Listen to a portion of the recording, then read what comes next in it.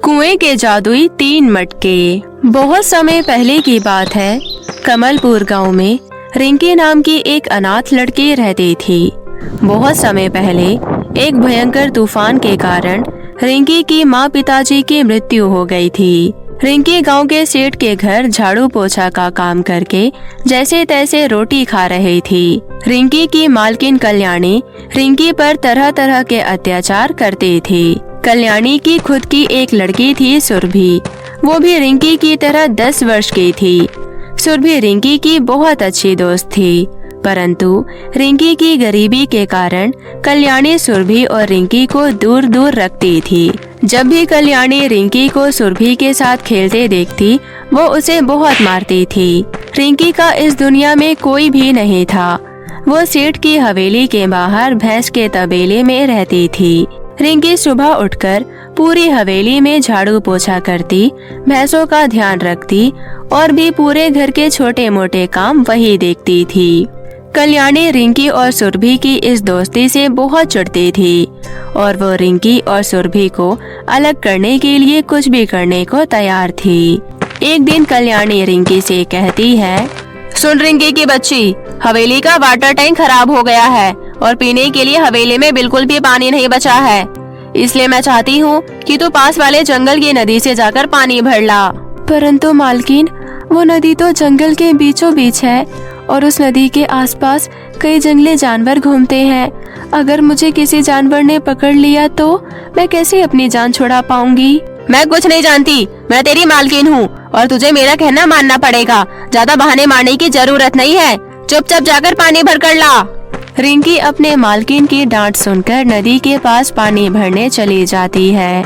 रिंकी को जंगल में तरह तरह के जानवर दिखाई देते हैं। वो डरते डरते जैसे तैसे उस नदी के पास पहुंच जाती है। रिंकी उस नदी से पानी भर लेती है और जल्दी जल्दी शाम होने से पहले हवेली पहुंच जाती है। ये लीजिए मालकिन, मैं पानी भर लाई हूँ। कल्याणी रिंकी को सही सलामत जिंदा देखकर हैरान रह जाती है और मन ही मन सोचती है, ये रिंकी की बच्ची उस सुनसान घने जंगल से बचकर वापस कैसे आ गई? लगता है मुझे कुछ और ही सोचना पड़ेगा। अच्छा ठीक है, रख दे। मैंने मैकेनिक को बुलाकर वाटर टैंक ठीक करवा लिया था। ये गंदी नदी का पानी तू ही पी। इतना कहकर कल्याणी वहाँ से चली जाती है। रिंकी भी अपने दैनिक कार्यों में लग जाती है। रिंकी हवेली के सभी काम करके तबेले की ओर जा रही होती है। अरे रिंकी, मैं सुबह से तुम्हारा इंतजार कर रही हूँ और तुम मुझे दिख भी नहीं रही हो। आज पूरा दिन तुम कहाँ थी? मेरा तुम्हारे साथ खेलने का बहुत मन था, परंतु तुम दिखी ही नहीं। हाँ, वो मालकिन ने मुझे पास के जंगल से पानी भरने के लिए भेज दिया था। मालकिन कह रही थी कि वाटर टैंक खराब हो गया है, तो मैं बस पानी भरने गई थी। परंतु मैंने आज सुबह ही वाटर टैंक से पानी पिया था। हमारा वाटर टैंक तो खराब ही नहीं हुआ। अच्छा, पर मालकिन तो कह रही थी कि वाटर टैंक खराब हो गया है और उन्होंने कहा कि बाद में उन्होंने मैकेनिक को बुलाकर वाटर टैंक ठीक करवा लिया है। सुरभि और रिंकी आपस में बात ही कर रहे होते हैं कि कल्याणी उन्हें देख लेती है। क्यों रे रिंकी, घर के सभी काम हो गए जो यहाँ खड़े होकर मेरी बेटी से बातें कर रही है? जी मालकिन, मैंने घर के सभी काम कर लिए हैं। झाड़ू पोछा, बर्तन, किचन की सफाई, सभी काम हो चुके हैं। अच्छा ठीक है, ज्यादा एहसान मत दिखा। आज तेरे लिए खाना नहीं बचा है। फ्रिज में कल की 2 रोटियां रखी होगी, वही 2 रोटी खाकर चुपचाप सो जा। कल सुबह जल्दी भी उठना है। चल जा अब यहाँ से, मेरा मुँह क्या देख रही है? इतना कहकर कल्याणी सुरभि को अपने साथ ले जाती है। रिंकी परसों की बची हुई 2 सूखी रोटियां खाकर ही सो जाती है। अगली सुबह रिंकी को उठने में जरा देर हो जाती है और कल्याणी रिंकी के पास आती है। अरे ओ महारानी, सूरज उगे पूरे 4 घंटे हो चुके हैं और अभी तक तेरी नींद नहीं खुली है। घर के सभी काम करने को बाकी है। चल चुपचाप उठ और घर के सभी काम करने में लग जा। इतना कहकर कल्याणी वहाँ से चली जाती है। रिंकी रोजाना की तरह घर के कामों में लग जाती है। आज कल्याणी फिर से रिंकी और सुरभि को अलग करने के लिए एक नई चाल चलती है। अरे रिंकी बेटा, तुम क्या घर के साफ सफाई में लगी हुई हो? तुम ये सब रहने दो, आज साफ सफाई मैं कर लूंगी। पता नहीं क्यों रोजाना ये वाटर टैंक खराब हो जाता है। तुम एक काम करो ना, गांव के बाहर जो कुआं है उससे जरा पानी ले आओ। मालकिन, लेकिन वो तो एक भूतिया कुआं है और गांव के सभी लोग उस कुएं के पास नहीं जाते। सुना है जो भी आज तक उस कुएं के पास गया है वो लौटकर कभी वापस नहीं आया है। ज्यादा बातें मत बना, मुझे पता है तू कुएं से पानी भरने नहीं जाना चाहती, इसलिए तू अपनी मनगढ़ंत कहानियां गा रही है ना। ये ले मटका और चुपचाप अपने काम पर लग जा। रिंकी मालकिन से डरकर उस भूतिया कुएं पर पानी भरने चली जाती है। रिंकी सुनसान जंगल के रास्ते से गुजर के उस कुएं के पास पहुंच जाती है और डरते डरते मटकी को कुएं के पास ले जा रही होती है कि तभी मटका उसके हाथ से छूटकर कुएं में गिर जाता है। रिंकी ये सब देखकर रोने लग जाती है, परंतु वो कुछ नहीं कर सकती थी। रिंकी चुपचाप वहां से हवेली की ओर लौट जाती है। रिंकी को खाली हाथ आता देखकर कल्याणी कहती है, क्यों रे मनहूस लड़की, मटका कहाँ बेचकर खा गई जो खाली हाथ चली आई। तभी रिंकी कल्याणी को सारी बात बताती है। ये सब सुनकर कल्याणी को और ज्यादा गुस्सा आ जाता है। तुझे पता भी है वो कितना कीमती मटका था, वो हमारे पूर्वजों का एकमात्र सोने का मटका था। तूने मेरा बहुत नुकसान कर दिया है। अगर ये बात मालिक को पता चल गई तो वो तुझे जिंदा नहीं छोड़ेंगे। तेरी खैरियत इसी में है कि कहीं से भी वो मटका वापस लेकर आ, नहीं तो इस घर में अपनी शक्ल मत दिखा। इस तरह डांट फटकार कर कल्याणी रिंकी को घर से बाहर कर देती है। रिंकी का इस दुनिया में कोई नहीं था। वो मालकिन का पुश्तैनी मटका लेने उस भूतिया कुएं के पास जाती है।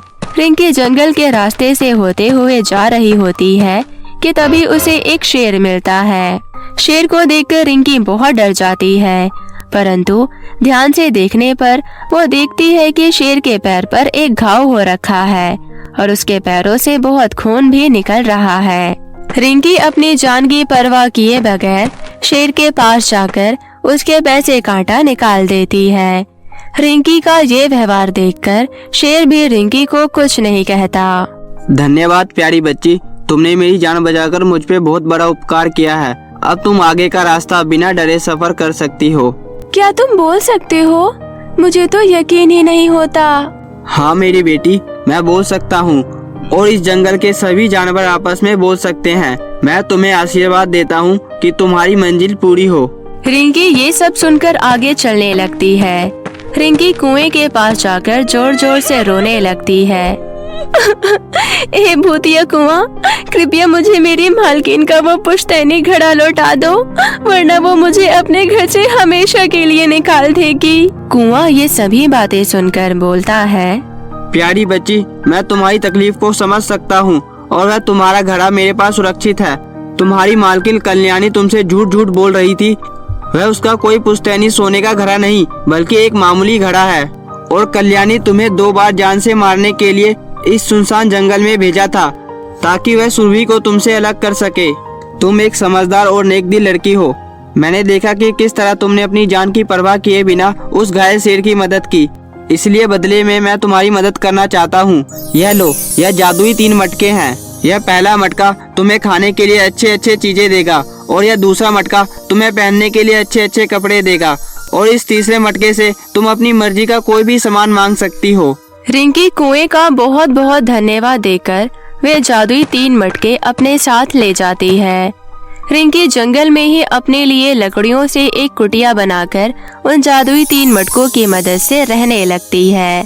ऐसे ही दिन निकल रहे थे। गर्मियां बहुत बढ़ गई थी। पूरे गांव में सूखा पड़ गया था। रिंकी गांव वालों की हालत देखकर बहुत उदास हो जाती है, क्योंकि गांव में पीने के लिए एक बूंद भी पानी नहीं बचा था। तभी रिंकी को उस जादुई तीसरे मटके की याद आती है और वो जादुई तीसरे मटके से बोलकर पूरे गांव के लिए पानी मांग लेती है। रिंकी जादुई मटके से कहती है, हे जादुई मटके, जल्दी से अपना आकार बड़ा करके पूरे गांव को पानी दे दो। और रिंकी जादुई विशाल मटके की मदद से सभी गांव वालों को एक एक करके पानी दे देती है और इस तरह सभी गांव वालों के पानी की कमी पूरी हो जाती है। जब ये बात हवेली के सेठानी कल्याणी को पता चलती है तो वो अपने बर्तन लेकर जंगल में रिंकी के जादुई मटके से पानी लेने पहुंच जाती है, परंतु शर्म के मारे रिंकी से पानी के लिए नहीं बोलती। आओ मालकिन, आप भी पानी ले लो। इतना कहकर रिंकी मालकिन के बर्तन में पानी भर देती है। कल्याणी रिंकी के इस व्यवहार को देखकर शर्मिंदा महसूस करने लगती है। मुझे माफ कर दो रिंकी बेटा, मैंने कई बार तुम्हें जान से खत्म करने के लिए तुम्हें इस जंगल में भेजा, परंतु आज इस जल संकट के समय में तुमने पूरे गांव वालों के साथ साथ मेरी भी मदद की। तुम बहुत अच्छी लड़की हो और मैं तुम्हारे इस व्यवहार से खुश होकर तुम्हें अपनी बेटी की तरह रखना चाहती हूँ। आज से मेरी एक नहीं बल्कि दो बेटी हैं, सुरभि और रिंकी। और इस तरह कल्याणी रिंकी को अपने साथ हवेली पर ले जाती है और रिंकी और सुरभि को एक जैसा ही प्यार देने लगती है। तो मेरे प्यारे दोस्तों, कैसी लगी आपको मेरी ये कहानी? मुझे कमेंट करके ज़रूर बताएं और इसे अपने दोस्तों के साथ भी शेयर करें। और हाँ दोस्तों, अगर आपने अब तक मेरे चैनल को सब्सक्राइब नहीं किया है तो जल्दी से नीचे लाल बटन दबाकर अभी सब्सक्राइब कर ले। तो मिलती हूँ मैं आप सभी से फिर किसी नई कहानी के साथ। तब तक आप अपना ध्यान रखें। बाय बाय दोस्तों।